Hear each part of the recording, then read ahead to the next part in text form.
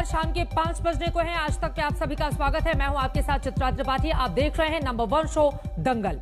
उत्तर प्रदेश में 2022 के चुनाव को लेकर बीजेपी अभी से कमर कस के तैयार हो रही है और बीजेपी की इस तैयारी में जो सबसे बड़ा संकेत निकल कर आ रहा है वो ये कि यूपी के मुख्यमंत्री योगी आदित्यनाथ के चेहरे पर ही बीजेपी पूरी तरह से भरोसा करने जा रही है।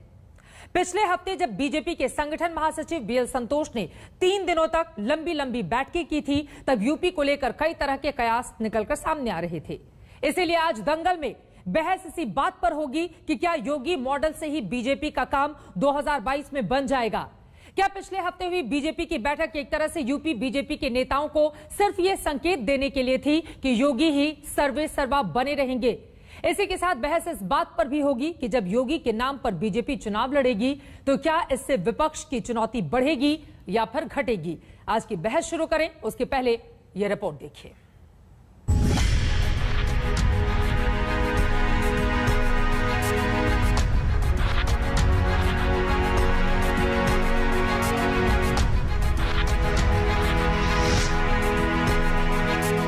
योगी है ना।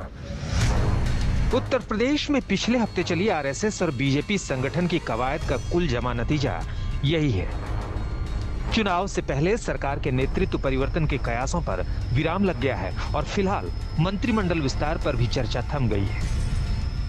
मंत्रिमंडल विस्तार को लेकर के उत्तर प्रदेश में भारतीय जनता पार्टी के बीच मचे सियासी घमासान के बीच एक बात तो तय है कि पार्टी के पास मुख्यमंत्री योगी आदित्यनाथ से बड़ा कोई चेहरा नहीं है और इसीलिए तमाम अटकलों के बावजूद इतना साफ कर दिया गया है कि इस चुनाव में भी अगुवाई मुख्यमंत्री योगी आदित्यनाथ की रहेगी। ऐसे में सवाल ये उठता है कि क्या बदलाव संगठन में किए जाएंगे या फिर कुछ बदलाव ऐसा होगा जो कि आने वाले विधानसभा चुनाव में बीजेपी की चुनावी नैया पार लगाएगा। योगी जी मजबूती से बने रहेंगे। माननीय योगी जी के नेतृत्व में ही आज क्या है, माननीय योगी जी ने कैसे चुनौतियों का सामना करते और योगी जी के नेतृत्व में चुनाव होगा। उनके नेतृत्व में चुनाव होगा, उनके चेहरे पे चुनाव। हाँ, उनके योगी जी के नेतृत्व में चुनाव होगा। उनकी ईमानदारी, आज मैं कह सकता हूं कि अपराध उनके शासन में अपराध रुका हुआ है। पिछले हफ्ते जब बीजेपी के संगठन महासचिव बीएल संतोष ने 3 दिनों तक उत्तर प्रदेश में कैंप किया था, तब उन्होंने दोनों मुख्यमंत्रियों केशव प्रसाद मौर्य और दिनेश शर्मा से अलग अलग बातचीत की थी। इसके बाद वो कई मंत्रियों और पार्टी पदाधिकारियों से अलग अलग मिले थे। इन बैठकों में उत्तर प्रदेश के राजनीतिक माहौल पर खुलकर बात हुई थी। बैठकों में नाराजगी और उम्मीदों का इजहार हुआ था। अब बीजेपी नेतृत्व पूरी तौर पर आने वाले चुनाव में योगी के चेहरे पर ही भरोसे का संकेत दे रहा है। हालांकि पीएम नरेंद्र मोदी के करीबी रहे पूर्व नौकरशाह एके शर्मा को मंत्रिमंडल में शामिल करने जैसे मुद्दे पर बात अटकी पड़ी है। सूत्रों के मुताबिक योगी एके शर्मा को मंत्रिमंडल में लेने को तैयार है, लेकिन उनको कोई ऐसा पद देना नहीं चाहते कि प्रदेश में 2 पावर सेंटर होने का भ्रम फैले। पिछले 4.5 सालों में योगी आदित्यनाथ हिंदुत्व के सबसे बड़े फायर ब्रांड नेता के तौर पर उभरे हैं और साथ साथ बतौर मुख्यमंत्री उन्होंने जो फैसले लिए हैं उसकी चर्चा देश भर में हुई है। देश का कहीं भी कोई चुनाव हो, योगी आदित्यनाथ उस चुनाव के स्टार प्रचारक रहे हैं। कई ऐसे काम, गो हत्या पर प्रतिबंध, ट्रिपल तलाक को कड़ाई से लागू करना, ऐसे मामले रहे हैं जिसे लेकर योगी आदित्यनाथ हिंदुत्व और खासकर संघ के सबसे प्रिय चहेते पोस्टर बॉय निकले हैं और कोई भी अपने इस फायर ब्रांड नेता को खोना नहीं चाहेगा। तमाम समीकरणों के बावजूद योगी पर भरोसा यूपी में उनके कद को बता रहा है। 2022 के लिए योगी के चेहरे को ही आगे रखने के बीजेपी के फैसले में पार्टी की भविष्य की राजनीति का दारोमदार टिका है। शिवेंद्र श्रीवास्तव के साथ कुमार अभिषेक, लखनऊ, आज तक। उत्तर प्रदेश की राजनीति को अगर आप देखेंगे तो बीते 36 सालों में अगर हम नजर डालें तो कोई भी ऐसा एक चेहरा नहीं रहा जिसकी बदौलत उत्तर प्रदेश में उसने अपनी सरकार को रिपीट करवाया हो। योगी के सामने भी बड़ी चुनौती है क्योंकि बीजेपी के वो पहले मुख्यमंत्री होंगे जो अपना 5 साल का टर्म पूरा करेंगे। लेकिन इन सब के बीच 2022 के लिए अगर योगी का चेहरा सामने है तो विपक्षों के लिए मुश्किल या फिर आसान। इसी विषय पर दंगल की आज से शुरुआत हम कर रहे हैं इस वक्त और आज दंगल में हम अपने मेहमानों का परिचय कराएं उसके पहले आपको एक जानकारी दे देते हैं। आज हम बहस का नया स्वरूप अपने दर्शकों के सामने रख रहे हैं। पहले सवाल के जवाब में हर मेहमान को डेढ़ मिनट बोलने का मौका मिलेगा। इस दौरान उन्हें कोई नहीं टोकेगा, लेकिन 1.5 मिनट के बाद उनका समय खत्म हो जाएगा और मैं पूरी उम्मीद करती हूं कि हमारे जितने भी मेहमान इस वक्त टीवी स्क्रीन पर आपको दिखाई दे रहे हैं, इन तमाम बातों का वो ख्याल रखेंगे। परिचय करवा देती हूं, राष्ट्रीय प्रवक्ता भारतीय जनता पार्टी के डॉक्टर संबित पात्रा इस वक्त हमारे साथ जुड़ चुके हैं। कांग्रेस पार्टी की ओर से अखिलेश प्रताप सिंह जी हमारे साथ मौजूद हैं। समाजवादी पार्टी की ओर से आशुतोष वर्मा हमारे साथ जुड़ चुके हैं। बीएसपी के समर्थक एमएच खान हमारे साथ हैं और साथ ही राजनीतिक विश्लेषक के तौर पर शांतनु गुप्ता हमारे साथ जुड़ चुके हैं। लेकिन सबसे पहले संबित पात्रा आपसे ही शुरुआत करते हुए, जहां पर आग होती है धुआं वहीं से उठता है, लेकिन अब बीजेपी ये बड़ा मैसेज दे रही है कि यूपी में योगी के नेतृत्व में सब ठीक ठाक है। इस बात को माना जाए? जहां आग होती है वही धुआं उठता है, और ये जो आग है ये आग समर्पण का आग है, ये आग जीत की आग है, और ये जो धुआं है ये बिल्कुल जीत की ही धुआं है। देखिए, मैं इतना कहना चाहता हूं, जहां तक उत्तर प्रदेश का सवाल है, सबसे बड़ा विषय जो हमारे जहन में आता है वो है माफिया राज का, वो है क्रिमिनल पॉलिटिक्स का। आप याद करिए, उत्तर प्रदेश में भले ही मुख्यमंत्री कोई और रहा हो, भले ही अखिलेश यादव जी मुख्यमंत्री रहे, मगर जिस प्रकार से उत्तर प्रदेश को विभागों में बांट दिया गया था कि इतना प्रतिशत जो है वो मुख्तार अंसारी संभालेंगे, इतना प्रतिशत उत्तर प्रदेश को वो अतीक अहमद संभालेंगे, 25% मुकीम काला संभालेंगे और 25% जो है वो खान मुबारक संभालेंगे। आज वो परिस्थिति नहीं है। आज मुख्यमंत्री सख्त रूप से जिस प्रकार से कानून की स्थिति को वहां बनाए हुए हैं, बजाए हुए हैं, वो अपने आप में एक मानक बन के, एक उदाहरण बन के उभरता है। आप मुझे बताइए, पहले कृष्णानंद राय केस में 400 राउंड फायरिंग हुई थी, एक एमएलए के ऊपर 400 राउंड फायरिंग, और उसके बाद जो पीड़ित का परिवार है वो जाता है सुप्रीम कोर्ट और गुहार लगाता है, मिलॉर्ड प्लीज जांच करवा दीजिए। आज मुख्तार अंसारी हो चाहे अतीक हो, उनको सुप्रीम कोर्ट जाना पड़ता है कि प्रभु हमें बचाइए, वरना योगी जी हमें छोड़ने वाले नहीं है। आज ये सारे ड्रेडेड क्रिमिनल्स तख्ती लटका के आ रहे हैं और कह रहे हैं कि हमें जेल में डाल दो, मगर हमें मारो नहीं, हमें किसी भी कीमत पे बचाओ। ये बहुत बड़ी बात है। जिया उल हक डेप्यूटी एसपी की हत्या कर दी गई थी, एक डेप्यूटी एसपी की सड़क के ऊपर अखिलेश राज्य में। आप बताइए, एक व्यक्ति को पकड़ा गया या एक व्यक्ति को दंडित किया गया? और यहाँ देखिए, सीएए की प्रोटेस्ट के समय पोस्टर भी लगाए गए और उनसे पैसे वसूल करके जनता का पैसा चुकाया गया। ठीक है, अब आगे क्या होगा? ये बड़ी चुनौती विपक्षी दलों के लिए बन पाएगा या फिर नहीं? जो तमाम मुद्दे गिनाते हुए यहां पर संबित पात्रा नजर आए। अखिलेश प्रताप सिंह जी, लगातार आप लोगों की नजर थी कि चेहरा बदल जाएगा उत्तर प्रदेश में बीजेपी का, फिर निशाना साधने का अच्छा खासा मौका मिल जाएगा। जितने सपने थे उन पे पानी फिर गया या फिर सपना बरकरार है? और मेरा सवाल यह भी है कि योगी के रहने से आप लोगों को फायदा होगा या फिर मुश्किलें बढ़ेंगी? आपका समय अब शुरू होता है। देखिए, योगी जी के खिलाफत को बीजेपी के अंदर से बीजेपी के 250 एमएलए विधानसभा में पूरा देते रहे कि कानून व्यवस्था बहुत खराब है, इस देश में सरकार नाम की चीज ही नहीं है। फिर अभी कुछ दिनों पहले शुरू हुई कवायद, योगी हटाओ योगी हटाओ, चारों तरफ से लोग आने लगे, सारे विधायक मंत्री सब ये बताने लगे कि योगी रहेंगे तो हम जीत नहीं सकते। लेकिन योगी ने हटने से मना कर दिया। ये हुआ कि हटाने के बाद योगी को जबरदस्ती अगर हटाया जाता है तो ज्यादा नुकसान हो जाएगा, तो इनको रहने दो। तो मजबूरी में बीजेपी योगी जी को स्वीकार रही है, चुनाव में जा रही है, क्योंकि उनके पास ऑप्शन नहीं है। हटाने के बाद तो बीजेपी और भी जो बची खुची है समाप्त हो जाएगी, ऐसा बीजेपी के लोगों का मानना है। दूसरी बात देखिए, आज के तारीख में मैं कुछ जो संबित ने गिनाया उसका तथार्थ बता दे रहा हूं। उन्होंने कहा कि माफिया राज समाप्त हो गया। दुनिया की पहली सरकार है उत्तर प्रदेश की बीजेपी की जिसने विधानसभा में ये बिल ला के लाया कि हम अपराधियों से मुकदमे वापस करेंगे, और 20,000 अपराधियों से मुकदमे वापस लिए, जिसमें इनके बीजेपी के शीर्ष नेतृत्व से लेकर के नीचे नंबर 2 नंबर 1 से लगा तमाम नेताओं। तो ये तो है कि अपराधियों पर मुकदमे लगाने, अपराधियों को जेल में ठूसने के बजाय अपराधियों से मुकदमे वापस लेती हैं। जेलें तक सुरक्षित नहीं है, जेलों में अपराधी तक मारे जाते हैं, सुपारी पर लेकर के मारे जाते हैं। कानून व्यवस्था की हालत देख लीजिए, नौजवानों की रोजी रोटी, रोजगार, भर्तियां, बहुत सारे मुद्दे आपने गिना दिए। रोजगार के साथ ही कानून व्यवस्था का मुद्दा, इस पर संबित पात्रा जवाब देंगे। लेकिन समाजवादी पार्टी से अगला सवाल आशुतोष वर्मा जी, आप लोगों की भी नजर बहुत ज्यादा है कि बीजेपी के अंदर क्या हो रहा है, मुख्यमंत्री बने रहेंगे नहीं बने रहेंगे, कौन उनको परेशान कर रहा है, गुटबाजी कितनी ज्यादा है, और इस समाजवादी पार्टी खुद के भीतर भी तो देखेगी कि उसकी क्या तैयारी है 2022 के लिए। जी चित्रा जी, और मुझे लगता है कि समाजवादी पार्टी के प्रवक्ता होने के नाते मैं आपको बता दूं कि भारतीय जनता पार्टी के अंदर क्या हो रहा है इस पे हमें नजर रहती है, लेकिन हमको पता है कि इनके अंदर क्या हो रहा है। जैसे इनके खाने के दांत दूसरे होते हैं और खाने के दांत दूसरे होते हैं, इसको हम लोग बहुत अच्छी तरीके से जानते हैं। और जिस तरीके से जूतम पैजार वाली सरकार चल रही है, आपने देखा होगा कि क्या चल रहा है उत्तर प्रदेश में। और मुझे नहीं लगता हिंदुस्तान में जो उत्तर प्रदेश की राजनीति में जरा सा भी उसको संबंध रहता है, वो जान रहा है कि उत्तर प्रदेश में किस तरीके से प्रधानमंत्री और मुख्यमंत्री के बीच में तलवारें खींची हुई हैं। वो अपने अंदर म्यान में रखने को तैयार नहीं है। तो ये जूतम पैजार वाली सरकार है, और सब लोग जानते हैं कि जिसके मुख्यमंत्री के खिलाफ खुद ही 250 से ज्यादा लोग उसके खिलाफ लिख चुके हैं, ये पहली सरकार आपने देखी होगी। मैं तो ये जानना चाहता हूं कि उत्तर प्रदेश में जो राम मंदिर, राम राज, राम भक्त और जय श्री राम वाले उत्तर प्रदेश की प्रॉपर्टी वाले में जब इलाहाबाद कोर्ट ये बोलता है कि आपकी स्वास्थ्य व्यवस्था राम भरोसे चल रही है, ऐसी सरकार क्या करने के लिए यहाँ पे आई है? ऐसी सरकारों के लिए जो मानवीय मुद्दों से हटा।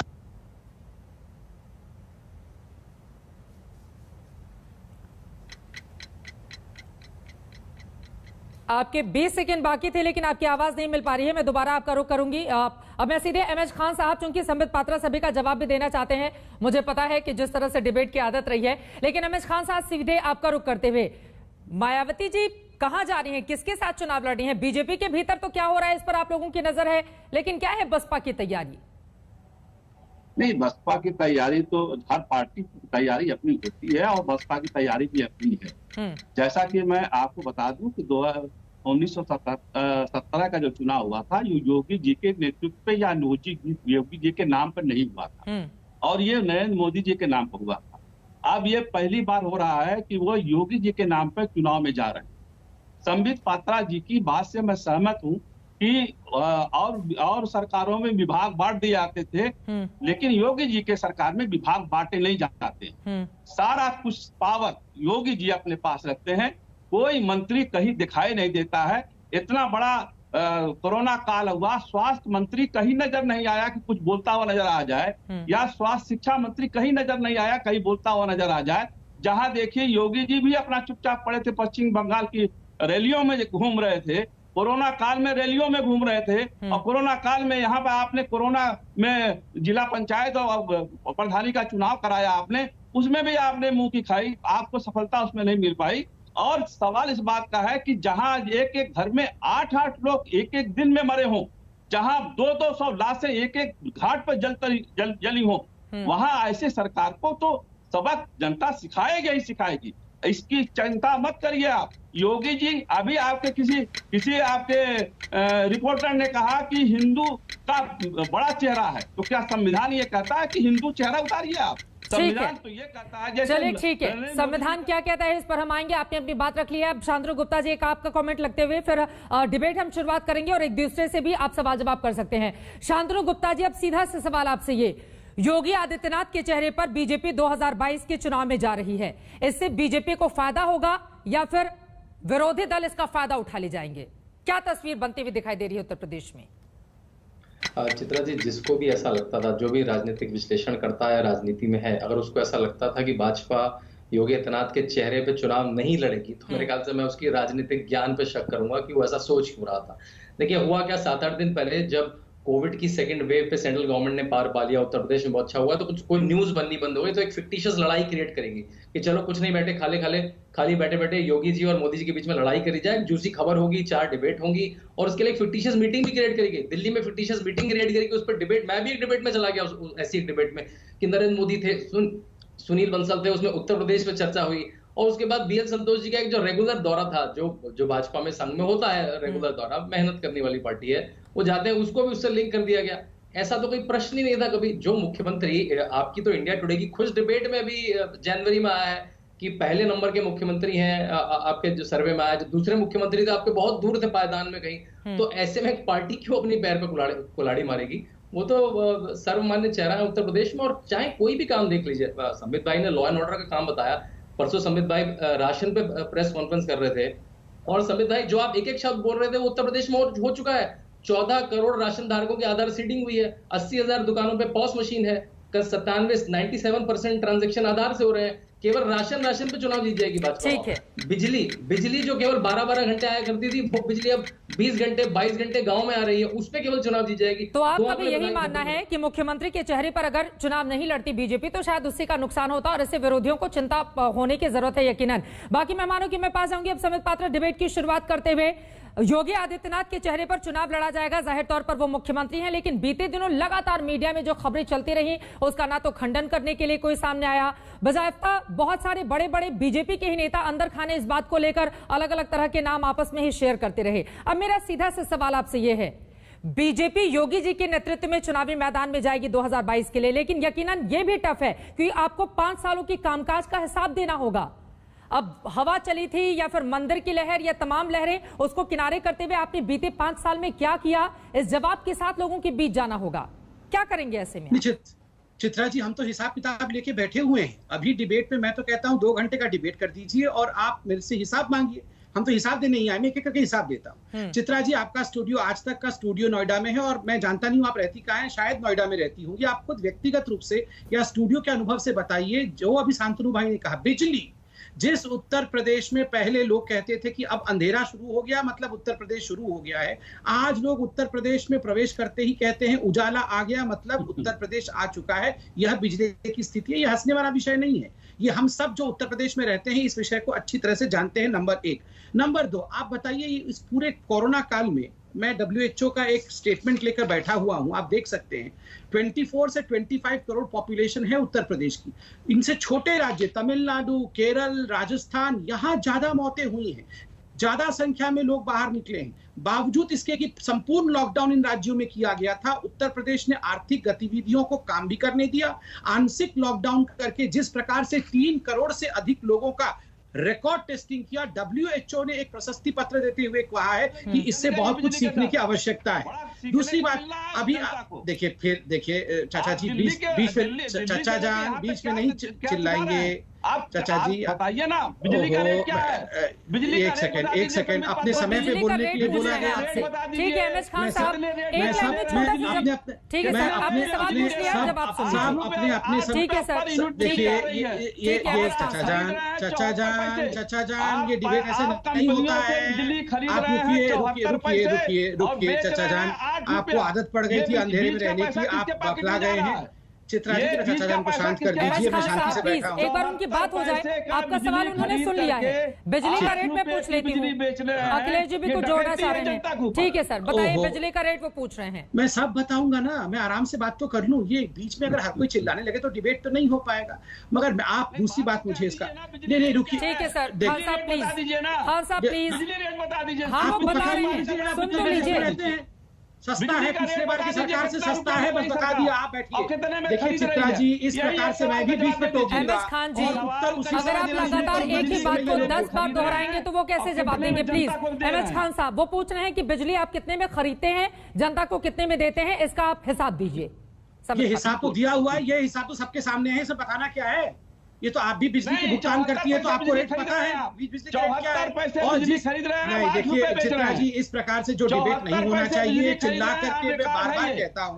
एक शालीनता के साथ आज आपने शुरू किया था डिबेट, फिर से ये चाचा जान के बीच में इस प्रकार चिल्लाना शुरू, ये आप शालीनता के साथ डिबेट नहीं कर रहे हैं। खान जी प्लीज एक बार उनकी बात पूरी हो जाए, फिर आपकी बारी आएगी तो आप बोलिएगा। संबित पात्रा अपनी बात खत्म करें, अखिलेश जी कुछ बोलना चाह रहे हैं। ठीक, देखिए मैं आपको 2-3 उदाहरण देना चाहूंगा। जहां तक कोरोना काल का समय है, आप याद करिए 70 वर्षों में उत्तर प्रदेश में कुल मिलाकर के 12 मेडिकल कॉलेज खोले गए थे। योगी जी ने अपने 5 वर्ष के, अभी तक 4.5 वर्ष के कार्यकाल में 30, ये चाचा जान प्लीज जाके बगल में हंसिए, अकेले हंसिए, माइक जो करते हैं। एमएच खान साहब प्लीज, चाचा जान साइड में हंसिए। मैं रोका चित्रा जी, इनको बोलिए मुंह से।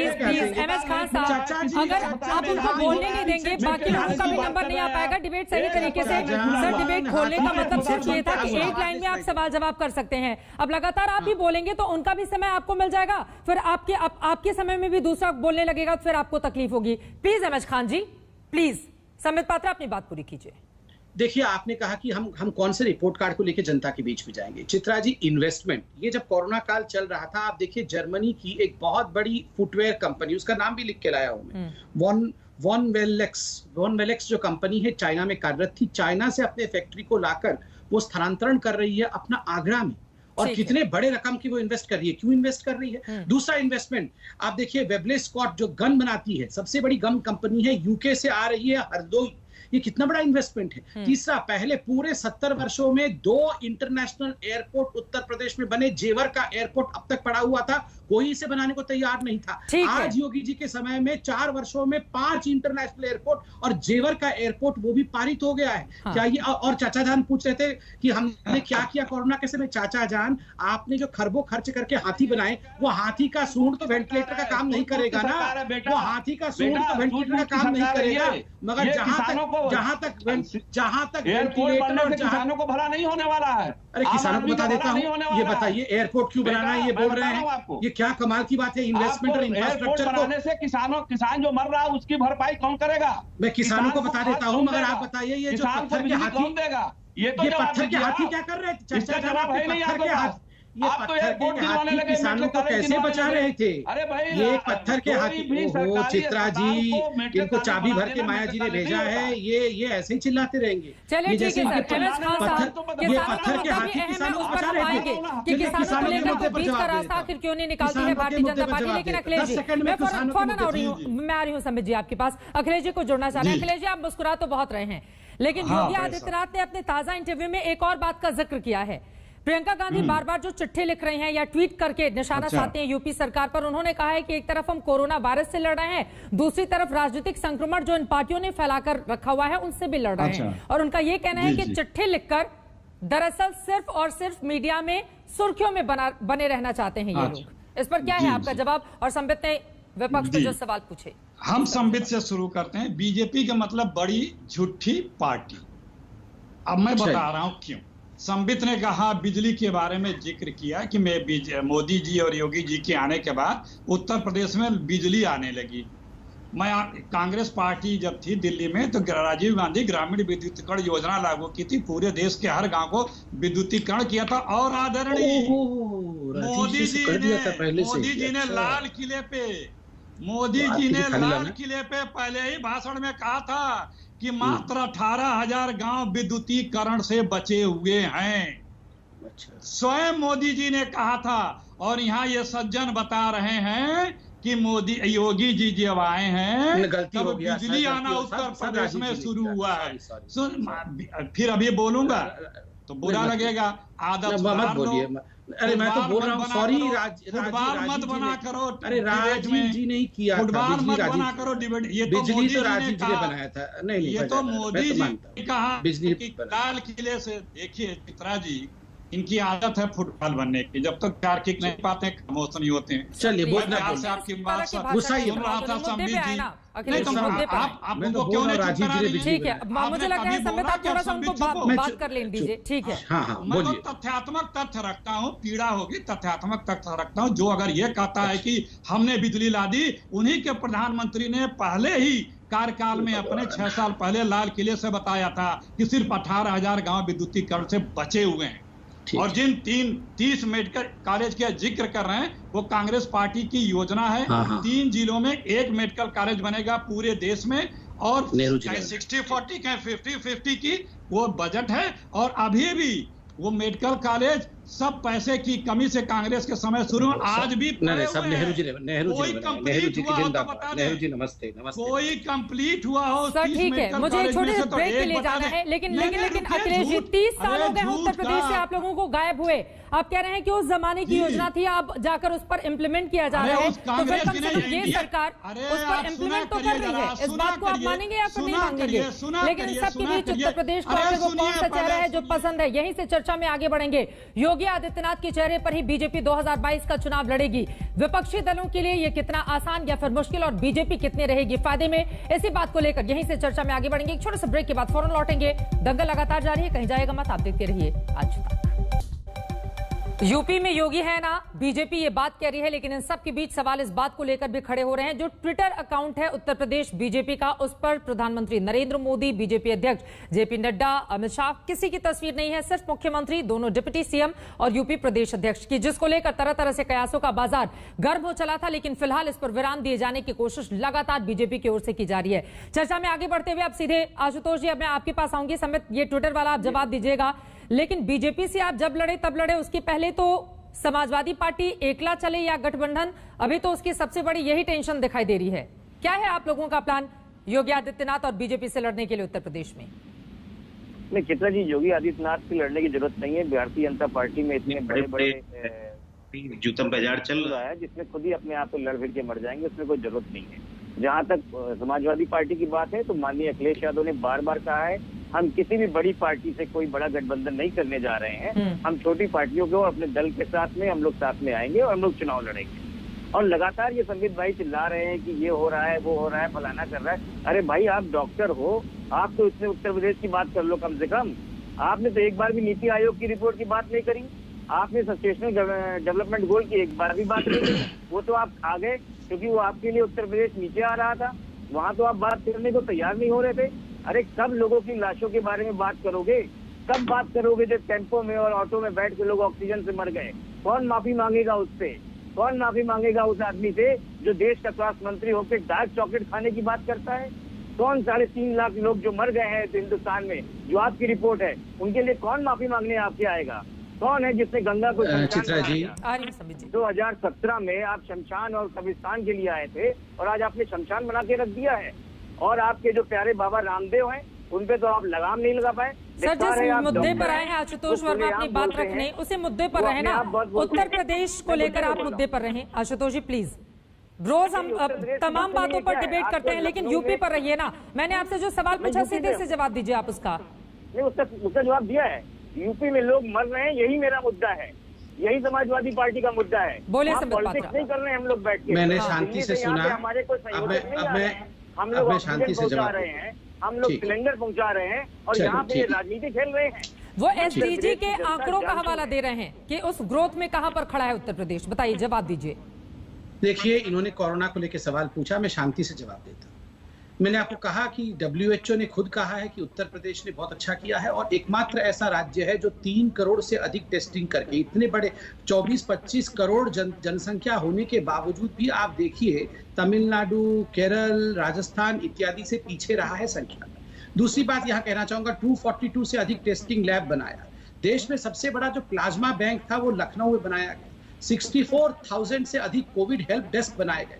30 मेडिकल कॉलेज के मैंने आपको बात किया है। लेवल 1, 2 और 3 के कुल 674 चिकित्सालय पूरे उत्तर प्रदेश में। और देखिए 12 दिन के लिए खुद एडमिट रहने के बाद, क्योंकि मुख्यमंत्री, फिर आप लोग सब बीच में क्यों बोलते हैं? मैं तो कभी बीच में, देखिए इसके बाद मैं सबके बीच में बोलना चालू करूंगा, मैं तो बीच में नहीं बोला। सुन लीजिए भाई साहब, मैं आपको एक बात बताऊं, आप लोग इतना, भाई साहब पहले तो आप अखिलेश जी को बोलिए, वो जाके माफी मांगे, कम से कम मुलायम जी ने वैक्सीन लगाया। आप बताइए आप लोगों ने कहा था ये बीजेपी की वैक्सीन है और उत्तर प्रदेश के लोगों को वैक्सीन नहीं लगाना चाहिए था। आप लोगों को माफी मांगनी चाहिए। आप समाजवादी पार्टी के प्रवक्ता है, आप बताइए किस प्रकार से आज उत्तर प्रदेश में, मैं आपको चित्रा जी एक एक करके उनकी बात पूरी हो जाए, उनकी बात एक बार पूरी हो जाए आशुतोष, उसके बाद आप बोलिएगा। दोनों लोग बोलेंगे, समझ में नहीं आ रहा आशुतोष प्लीज। अखिलेश जी ठीक है, वो कह रहे हैं कि लाखों लाख लोगों की जान गई, उस पर जवाब दीजिए। ठीक है आशुतोष जी प्लीज, चित्रा जी आप जानते हैं, जवाब सुन लीजिए। चित्रा जी मैं कुछ हकीकत यहाँ रखने वाला हूँ। समाजवादी पार्टी के कार्यकर्ता, आशा कार्यकर्ता जो वहाँ जा रहे, कर्मी जो जा रहे हैं वैक्सीनेशन के, उनको पिटवा रहे हैं। कानपुर में देखिए बाराबंकी में लोग नदी में कूद पड़े मगर वो कह रहे हैं कि हम वैक्सीनेशन नहीं लगवाएंगे। इस प्रकार का, और आज बाध्य होकर मुलायम सिंह यादव जी को निकलना पड़ा और मुलायम सिंह यादव जी ने कहा कि मैं वैक्सीन लगवाऊंगा ताकि जो समाजवादी पार्टी भ्रम फैला रही है उस भ्रम से शर्म, आप वो फाइट चलाइए। क्या अखिलेश यादव जी ने नहीं कहा था ये बीजेपी की वैक्सीन है? क्या अखिलेश यादव ने ये नहीं कहा था कि ये बीजेपी की वैक्सीन है? अखिलेश यादव ने कहा था ये बीजेपी की वैक्सीन है। शर्म आनी चाहिए अखिलेश यादव को। और आप लोग शासन की बात कर रहे हैं, अरे टोटी चोरी कर लेते हैं आप लोग, तो भ्रष्टाचार में यहाँ तक लिप्त है, नाक तक लिप्त है भ्रष्टाचार में, टोटी चोरी कर लेते हैं, टोटी तक नहीं छोड़ते हैं आप लोग शासन। ठीक है, ये आपस में दोनों लोग नहीं बोलेंगे। आशुतोष जी प्लीज एक बार संबित की बात खत्म हो जाए। संबित पात्रा जी ठीक है। आशुतोष जी प्लीज, अखिलेश, बाकी लोग भी जोड़ना चाह रहे हैं। संबित पात्रा जी, लेकिन फिर से आते हैं उसी मुद्दे पर जिस पर डिबेट की हमने शुरुआत की थी। आप अखिलेश जी पर निशाना साधते रहिएगा कि वैक्सीन को लेकर उन्होंने क्या बयान दिया था, लेकिन ये जो ट्विटर हैंडल है इस पर भी बोलिए ना, ये क्या खिचड़ी पक रही है? ट्विटर हैंडल से पीएम कोई भी ऐसा प्रदेश नहीं है जहां पर आपकी सरकार हो, जहां पर प्रधानमंत्री की तस्वीर को हटा दिया गया हो। ये यूपी में ऐसा क्यों हुआ? देखिए चित्रा जी, ये ट्विटर और ट्विटर हैंडल के अंदर क्या है मैंने देखा नहीं। और ये देखिए, ट्विटर से इलेक्शन जीता जा सकता है, ये केवल प्रियंका वाड्रा और रॉबर्ट वाड्रा भी वैसे आज उतर गए हैं उत्तर प्रदेश के चुनाव में, वो भी फेस बन सकते हैं। अभी उन्होंने कुछ ट्वीट किया है, उसको भी देख लीजिएगा। तो उनके लिए ट्विटर ये है कि दिल में है मोदी जी। अरे तस्वीर दिल में चस्पा हो रहा। राम मंदिर बना दिया मोदी जी ने, ये चचा जान फिर से आ गए। राम मंदिर बना दिया मोदी जी ने, दिल में चस्पा हो रखा है उनका तस्वीर। अब ये ट्विटर खेले जाके एमएस खान साहब, उनकी बात पूरी हो जाए फिर आप बोलिएगा प्लीज। अखिलेश जी को जोड़ना चाह रहे हैं, वो प्रियंका गांधी वाड्रा की बात कर रहे हैं, तो उस पर अखिलेश जी जवाब देंगे। मैं बोलूं जल्दी से प्लीज अपनी बात खत्म कीजिए संबित। अभी मुझे चचा जान जी ने किसानों के बारे में पूछा था, 10 सेकंड में मैं चचा जी को जवाब दे दूं। देखिए चचा जी, भट्टा परसोल में जिन लोगों ने गोली, देखिए बिजली के दर के बारे में बता दो चचा जी। बेटा आपसे रिक्वेस्ट कर रहा है, प्लीज मत बोलिए बीच। बिजली के दर चचा जी, चित्रा जी आप जरा प्लीज हम लोग में से बता दो ना बेटा। एमएस खान साहब, खान साहब को जरा साइड रखिए, बता दो इनको जरा हाथी के पीछे छिपा दीजिए, मैं बोल देता हूँ उसके बाद बेटा तो कहूंगा क्या कहूंगा। अरे मैं चचा जी हाथी के पीछे बिजली का कितने में खरीदते हो? अरे बता रहा हूँ चचा जी, आप शांत रहोगे तभी तो बताऊंगा। चित्रा जी जरा चचा जी को हाथी, आप चुप हो जाइए तब जवाब ले लेते हैं उधर। अखिलेश जी, उनका भी समय आप खराब कर रहे हैं। प्लीज खान साहब, please please sir, please sir. ठीक है। देखिए पहले किसानों के बारे में बोलना अनिवार्य है। कुछ आंकड़े में रख रहा हूँ 10 सेकंड के अंदर। 2.42 करोड़ किसानों को 28,000 करोड़ रुपए प्रधानमंत्री किसान निधि के सम्मान निधि के माध्यम से 36,000। क्यों आपके लिए किसान महत्वपूर्ण नहीं है क्या? चचा जान सुनो चित्रा जी, बिजली का बताऊंगा, पहले किसान सुनो। देखिए मुझे लग रहा है ना कि बाकी लोगों को भी आप चर्चा में शामिल करवाना चाहिए। खान साहब एक सेकंड, खान साहब आपसे जो सवाल पूछा जाता है उसका जवाब आप देते नहीं है। बिजली पर आप लगातार 5 बजे से एक ही सवाल पूछे जा रहे हैं, एक ही सवाल पूछे जा रहे हैं बिजली का। आपके सवाल महत्वपूर्ण है, लेकिन सड़क पर उतरकर विपक्ष भी तो कुछ करे ताकि सरकार को घेरे। खाली टीवी पर और ट्विटर पर ही घेरने का काम करेंगे क्या आप लोग? एक सेकंड, यूपी की जनता देख रही है। समय पर जल्दी से आप अपनी बात एक लाइन में पूरी कीजिए। अखिलेश जी को लेकर आपने सवाल खड़े किए हैं, वो जवाब देना चाहते हैं। हाँ साहब प्लीज, हाँ साहब प्लीज, हाँ साहब की आवाज डाउन कीजिए प्लीज। समय पात्रा अपनी बात पूरी कीजिए। दोनों हाथी चिल्लाना बंद करें तभी तो शेर आएगा। नहीं मैं अखिलेश एक लाइन में अपनी बात पूरी कीजिए प्लीज। बिल्कुल, किसानों के लिए 36,000 करोड़ रुपया, 86 लाख किसानों का ऋण माफी योगी आदित्यनाथ जी ने किया है। और सबसे बड़ा विषय जो बताना चाहूंगा, 1.25 लाख करोड़ ये गन्ना किसानों का भुगतान 4 वर्षों में किया गया, रिकॉर्ड भुगतान है। जबकि पहले 5 वर्षों में केवल 95,000 करोड़ रुपए भुगतान किया गया था। भट्टा परसोल में मायावती जी ने गोली मार के किसानों को मौत के घाट में लिटा दिया था, वो आज यहाँ किसानों के बारे में पूछ रहे। बिजली, मुझे बिजली के बारे में कुछ कहने की आवश्यकता नहीं है। जो भी उत्तर प्रदेश में रहता है, अखिलेश चचा जी आप ही बता दो बिजली की स्थिति क्या है उत्तर प्रदेश में, पहले स्थिति क्या थी। और मैं जनता से अखिलेश जी को अब मैं लेकर आती हूँ, लेकिन वो किसान जो बॉर्डर पर बैठे हुए हैं संबित पात्रा, उत्तर प्रदेश के अलग अलग जगहों पर, उनका भी तो ख्याल करिए। जब भी किसानों की बात होगी तो 7 महीने तकरीबन होने जा रहे हैं, उनका ख्याल और सुध लेने वाला कोई नहीं है। लेकिन अखिलेश जी मैं सीधे आपके पास होती हुए, उनके पास तो योगी जी हैं, आपके पास कौन है उत्तर प्रदेश में? प्रियंका गांधी वाड्रा होंगी उनके सामने, आप होंगे उनके सामने, कोई और चेहरा होगा। योगी जी के सामने कांग्रेस का चेहरा कौन होगा उत्तर प्रदेश में? थोड़ा धीरज से सुनिए। अब मैं गन्ना किसानों से शुरू कर देता हूँ। गन्ना आज के तारीख में, आज के फिर बोला, फिर आपने बोला आदत सुधार लो भाई।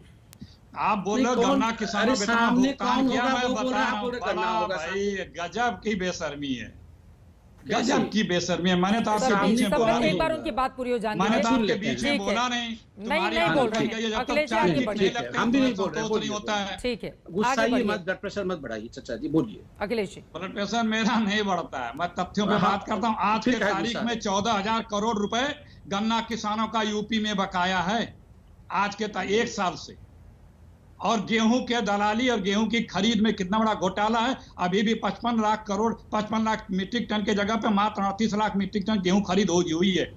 अब देखिए बात दरअसल में ये है कि बीजेपी के नेता यूपी के कहते हैं कि मोदी जी के चेहरे पर चुनाव होगा तो हम जीतेंगे।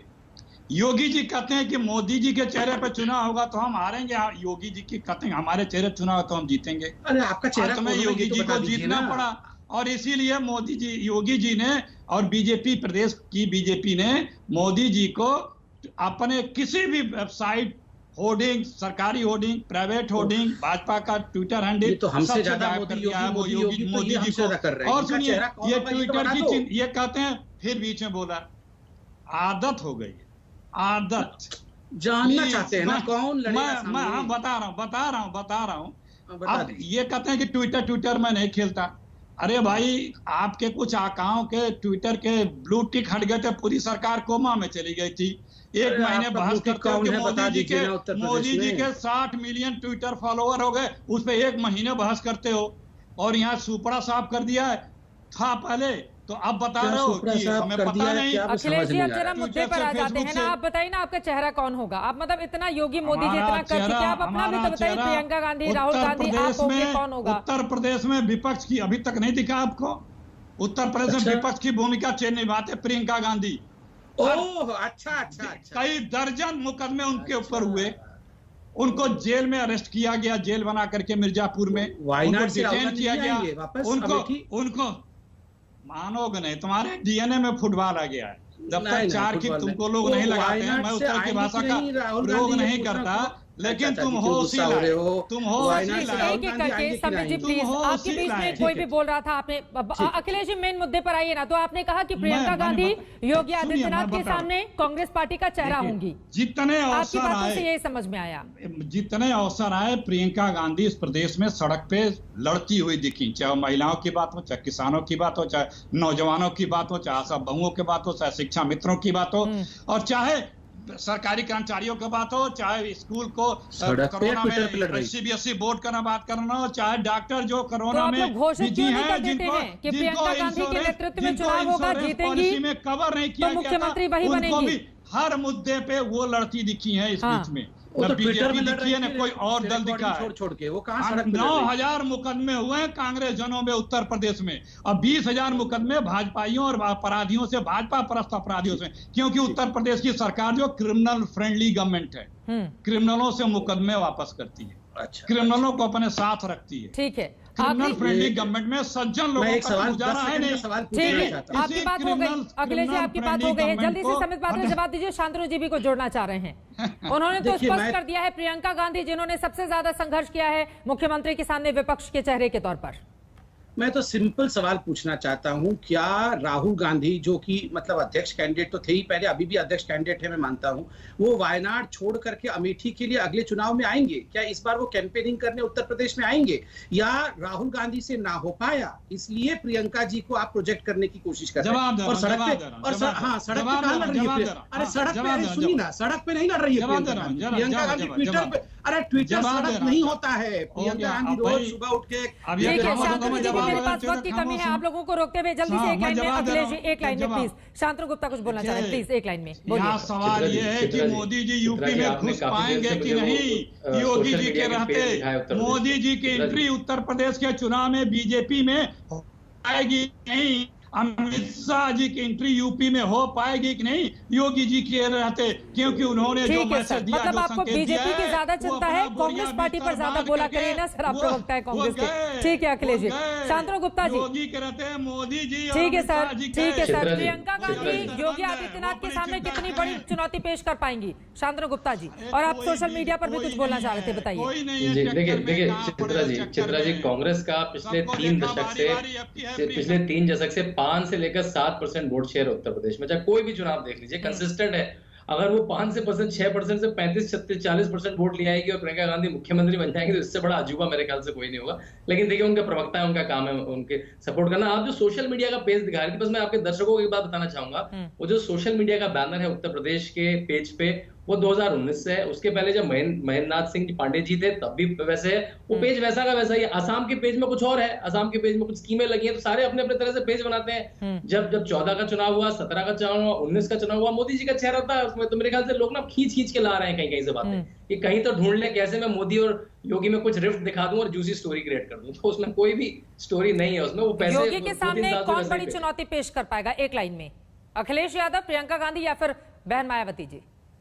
देखिए, अगर छोटी मोटी चुनौती किसी से है तो वो अखिलेश यादव से है, क्योंकि लेकिन उनका भी वोट पिछले 3 चुनाव में 20% रहा है और भाजपा का वोट परसेंट 40 से 50% रहा है। तो मुझे कोई ऐसा विश्लेषण कभी नहीं देख पाया कि किसी का वोट 20% से 45% जंप कर जाएगा। तो मुझे नहीं लगता कि कोई भी चुनौती होगी, लेकिन अगर अपोजिशन कोई छोटा मोटा है तो वो अखिलेश यादव। चलिए ठीक है, बड़ी चुनौती आपको लग रहा है कि अखिलेश यादव ज्यादा बन पाएंगे योगी आदित्यनाथ के लिए, प्रियंका गांधी नहीं बन पाएंगी, क्योंकि 7 से 8% के बीच में ही लगातार उनका वोट बैंक बना हुआ है। ऐसे में कांग्रेस पार्टी क्या कोई बड़ा कमाल कर पाएगी? गठबंधन उन तमाम पार्टियों के बीच जिन्होंने बीते 5 वर्षों में बहुत सारे प्रयोग किए लेकिन संयोग उनका बन नहीं पाया। 2022 में किसके पक्ष में क्या होता है और उत्तर प्रदेश को क्या योगी पसंद है, प्रियंका गांधी पसंद है, अखिलेश यादव, मायावती या फिर कोई और? इस पर रहेगी हमारी नजर। लेकिन आज इस मुद्दे पर दर्शकों से जो हमने सवाल पूछा था उस पर क्या जवाब मिले हैं दिखाएंगे छोटे से ब्रेक के बाद। कहीं जाएगा मत, आप देखते रहिए आज तक।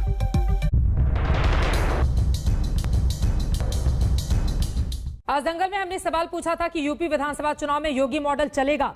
आपकी जो जवाब हमें मिले हैं उनमें 75% ने हाँ कहा है, जबकि 75% ने नहीं कहा है। यकीनन ये 75% बीजेपी को तो खुशियां देने वाला है, लेकिन क्या यही कंसिस्टेंसी अगले 6 महीनों में भी उत्तर प्रदेश में बीजेपी के लिए बनी रहेगी या तस्वीर बदलेगी? इस पर रहेगी आज तक की नजर। दंगल में अभी के लिए बस इतना ही। देश और दुनिया की बाकी खबरों के लिए आप देखते रहिए आज तक।